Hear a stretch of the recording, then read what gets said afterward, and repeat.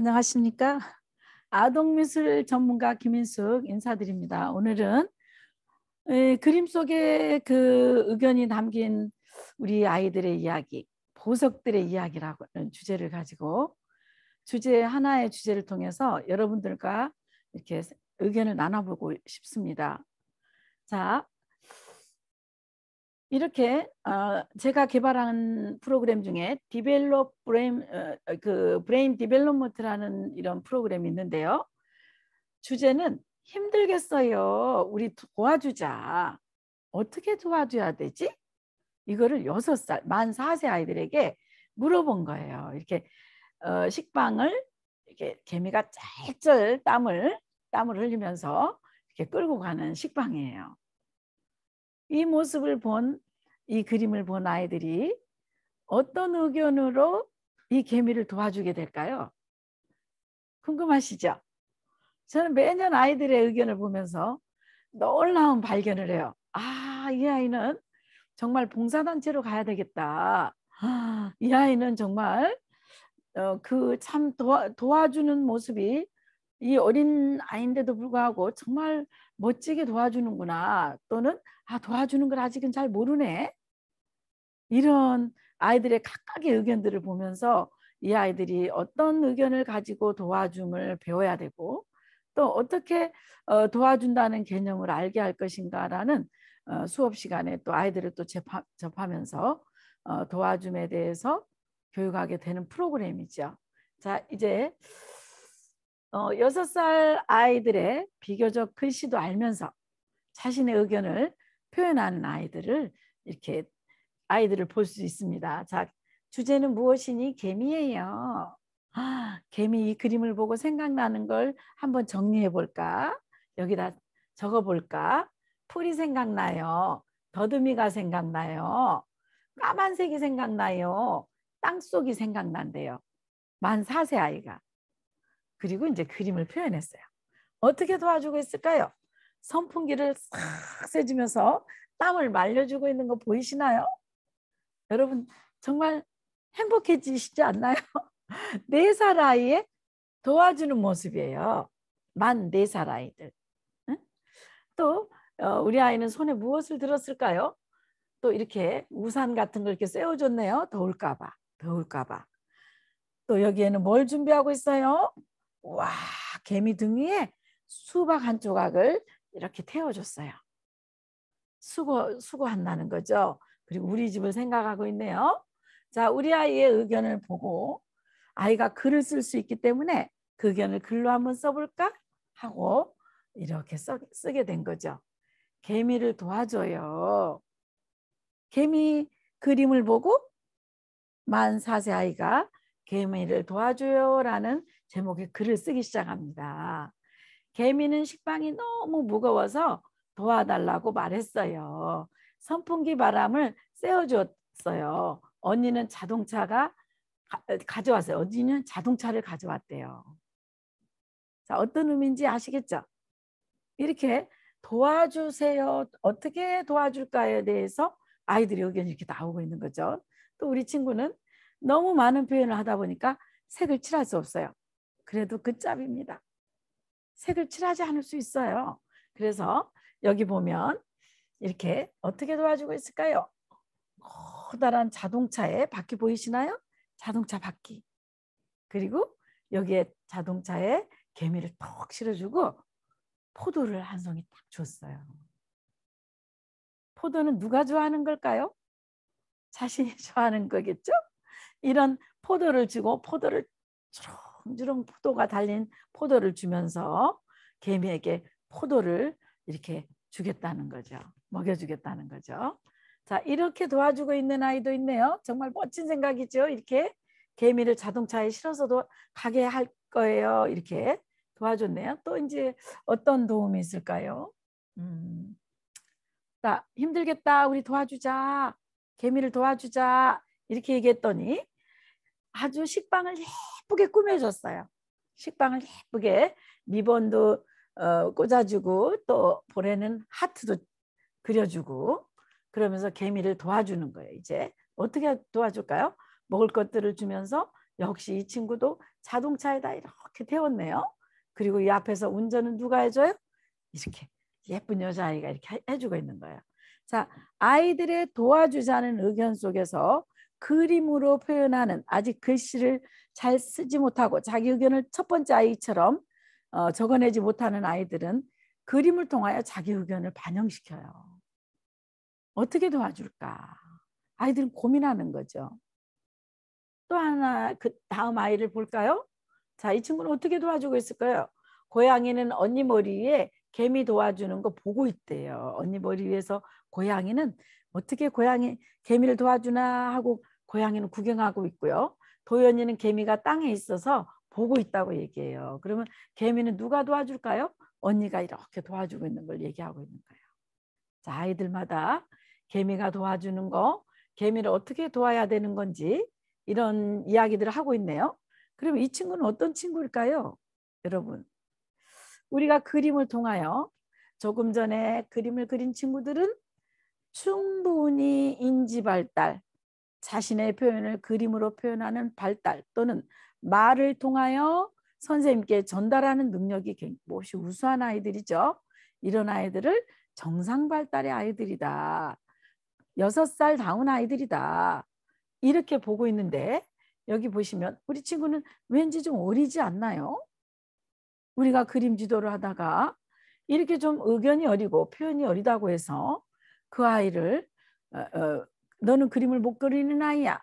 너는 아직 표현력이 부족하구나. 이렇게 소외시켜서는 안 됩니다.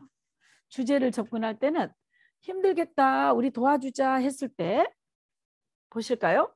아직은 표현력이 좀 어리다 하더라도 아빠는 화났어요. 혼났어요. 누나는 놀아요. 색칠 공부해요. 현이랑 놀아요. 아직은 도와줌에 대해서는 잘 모르지만 이 그림을 통해서 생각나는 것들은 무한히 얘기할 수 있죠. 그래서 이런 아이들도 쉼없이 도와줌에 대해서 얘기하고 또한 이 아이가 가지고 있는 의견들을 막연하나마 경청하여 기록해주고 인정해주는 작업은 똑같이 해야 되는 거죠. 그럼 왜 이렇게 우리 아이는 좀 늦어졌을까요? 왜 이 그림 속에 수학 숫자가 나오고 있을까요? 수학의 천재라서요? 그러지 않죠.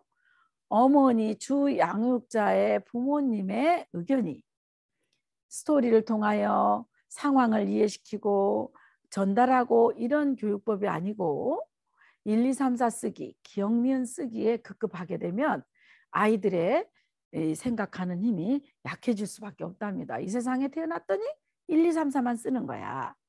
아, 배운다는 거는 기억, 니은만 쓰는구나.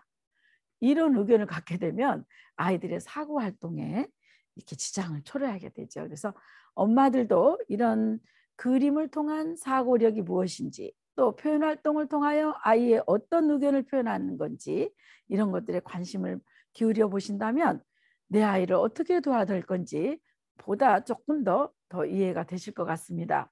자, 이 아이는 이렇게 어려운 그 빵을 이렇게 메고가는 개미를 이런 그 풍선과 같은 곳에 넣어서 지금 이렇게 그 보호를 하고 있네요. 또 볼까요? 또 자, 우리 아이는 개미 마을을 만들어서 자동차에 개미를 싣고 여기 운전하는 모습 보이십니까, 여러분?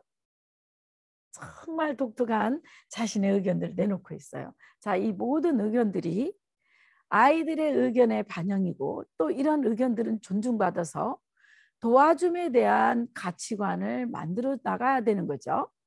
이때 우리는 잘했다, 못했다에 정답은 없습니다. 아이들의 각각의 도와줌에 대한 의견에 최고야, 좋은 의견이야, 좋은 생각이야 라는 인정을 해주며 선생님의 이렇게 기록해 주는 거죠. 트럭 운전사예요. 개미를 트럭에 태우고 옮겨주려고 하고 있어요. 본인은 트럭 운전자가 되어서 개미를 트럭에 태우고 옮겨주려고 하고 있대요. 이런 이야기들을 선생님들께서 경청하고 수용해주고 공감하며 지지해줬을 때 선생님과 아이들의 신뢰감이 만들어지는 거죠. 선생님과 아이들의 신뢰감은 그냥 만들어지는 게 아니에요. 선생님의 경청과 이렇게 수용, 공감, 지지 이런 것들을 통해서 아이가 우리 선생님은 나를 인정해 주는 선생님이야. 무한한 이런 인정 속에서 신뢰감을 가지고 친구들을 만나고 도와줌을 알게 되고 또한 자신의 의견을 펼쳐나가는 이런 그 선생님과의 소통의 시간을 갖게 되는 거랍니다. 자, 우리가 일반적으로 그리기에만 급급하고 또한 그리기를 하지 않으면, 그릴 줄 모르면 미술이라는 거를 접근하지 못했던 방식과는 좀 다르죠. 송아트에서 제가 개발한 프로그램들은 맨 먼저 그리기 지도법을 해결해 줍니다. 그런데 낙서도 의견으로 존중하고 또한 동그라미를 그릴 때부터 사물을 닮게 그리는 그리기 지도법을 교육받으면서 아이들이 자신의 의견으로 이제 그림의 글씨, 삐아제 이야기 있죠? 그림은 곧 글씨, 자신의 글이라는 거죠. 그림은 자신이 표현하고자 하는 글씨라는 거예요. 자, 마지막으로 이번 6강에서는 저의 노래 한번 들어보시고 끝마칠까요? 자, 이제 제가 들려드리고자 하는 송아트 그리기 지도법에 기린이 되었네. 기린 한 마리 그려볼까요? 기린 한 마리 그려보겠습니다. 커다란 동그라미, 예쁜 동그라미, 세모난 동그라미, 네모난 동그라미, 기린 얼굴 되었네. 커다란 동그라미, 눈두개 그려 눈동자, 기린 얼굴 되었네.